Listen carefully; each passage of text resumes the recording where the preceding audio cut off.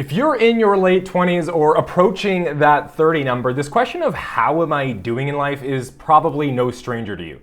Now, finances are a complete mystery. We don't talk about them. People are unsure where they stand relative to their peers, and not to mention like where they should be. But through my 10 plus years in the financial advice industry, helping hundreds of clients, I've developed an understanding to help myself, my friends, my family build a healthier and more productive relationship with their money. Now, if you're ready to take control of your finances and start doing the things today that your future self will thank you for, well, here are my 5 financial milestones to hit by the age of 30. And of course, if you're over 30 and haven't hit them yet, I'd like to just take this moment to say, give up, mail it in, life's over. But no, in reality, this is where everyone around you is gonna be like, no, it's okay, everyone's on their own journey.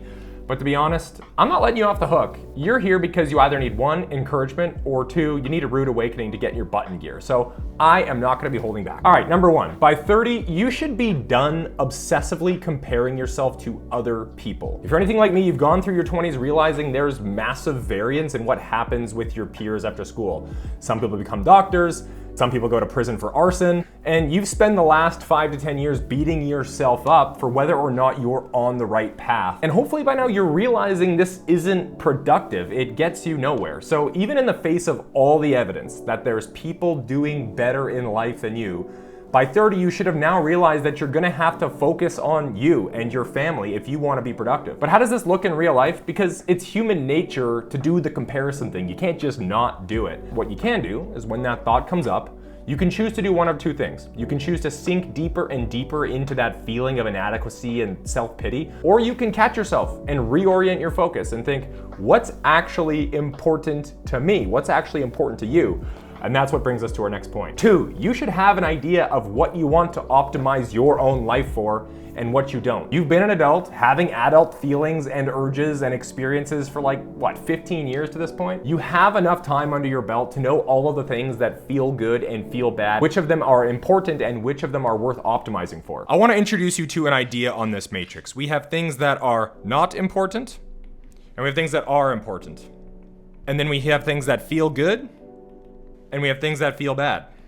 Your 20s are a stage in your life where you optimize for whatever feels good, whether it is important or it's not important. And what I'm saying here is that by the time we turn 30, we need to turn our focus to the things that are important, whether they feel good or feel bad. That reaction we get when we see someone who's 35 and all they're doing is doing things that feel good, whether they're important or not, that's when you get that sense of, ugh, really, man? Like, we haven't moved on from this yet? And so to make this clear, let's walk through some examples, right? We know what feels good and is important. Things like family. Things like have a rewarding career that we make sacrifices for, rewarding career. But there are also things that are very important that feel bad, right? Taking risks, hard workouts, maybe healthy confrontation with someone in your life, maybe healthy confrontation with a spouse or a friend or someone in business, right? And we all know the things that feel good that aren't important, right? Hedonism, drinking, partying, and we all know things that both feel bad and aren't important, right? Hangovers, toxic relationships. And so by the time you turn 30, it's probably a good idea that we transition from operating in this area to operating in this area. And that means we have gone through enough of our life to define that, hey, not everything that feels good is important, and not everything that feels bad is unimportant. And most importantly, becoming the kind of person who is willing to do the things that feel bad if they are important. By now, you should have a sense of which of these things you want to build your life around and start optimizing your decisions for things that are actually important to you and not other people around you, which brings us to point 3. By now, you should have enough experience and wisdom to realize that the only reliable way to get what you want is the patient way.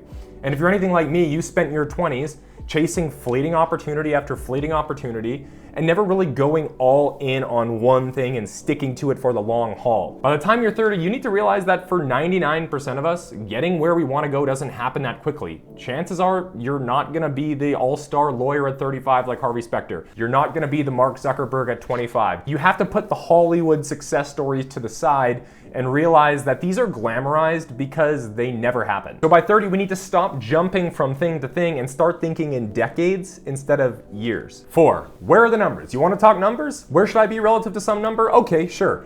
You should be at or above your target in your respective compounding curves. What the heck does that mean? Well, it means you should have some real target for what you want your life to be like. You need to then understand that things happen in an exponential way, right? Not a linear way. And you need to price out what kind of income, what kind of assets you need to live a life that maximizes your values, not somebody else's. Let's make this real. Let's say that you're making $90,000 a year at age 30, and you started your career making $60,000 at the age of 25. And you're starting to think to yourself, am I on the right path? Like, how am I doing financially? How do I stack up? Okay. Now, your dream is to be making $300,000 a year at some point, and hopefully that's not just some pie in the sky number you've made up. Hopefully you've gone through and you've priced out what your dream life is. You've thought, okay, that dream house, what is it going to cost? That dream car, what's it going to cost? I want to have great food. I want to travel a lot. I want to have an entertainment budget. I want to wear nice clothing, right? Whatever your dream for your life is, right? You have to think about what is that going to cost you. And so you've priced that out and you feel, okay, I need to be making $300,000 per year at some point. How do we make sure that we are ahead or at our compounding curve? What am I talking about? Okay, as we know, we're going to make progress exponentially in life, not linearly. And so we need to know what is the rate of growth that we have to experience from the beginning of our career to the end in order to know where we should be at in any given year. And in order to do that, I will throw a formula up on the screen. Here's the formula to find out your growth rate. It's the amount you want to have at the end divided by the amount you had at the start. And then you take all of that to the power of 1 divided by the total time frame. And then you subtract that whole formula you did by 1. So let's walk through it. Career start, age 25. Today, age 30. Dream, 60. We want to be making $300,000. So what is our starting amount? Well, our starting amount at the beginning of our career was $60,000.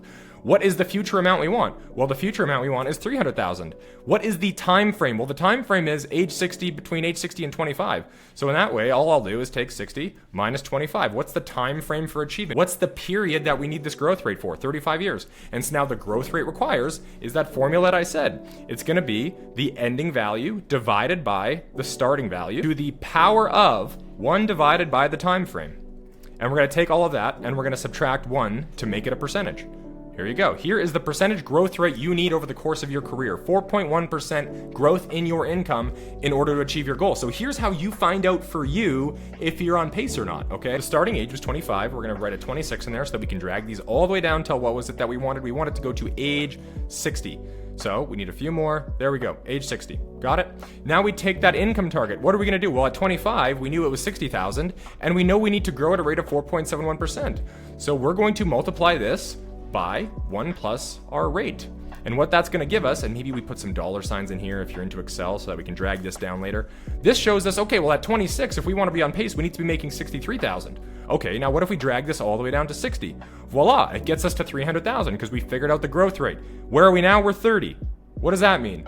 If we want to be on pace, we need to be making at least 75, but we're already making 90. So for you, you might be in a position where you're actually further ahead than you might have thought, or you're actually further behind than what you thought, because all of the big growth that's going to happen in your career might be later. That's why we apply a growth rate that is exponential. Great, so this allows you to determine how am I doing relative to where I ultimately want to be. We can then do this exact same thing for your investments. Maybe you want to make sure that at 65, you can have 80% of the amount you had while you were maxed out while working.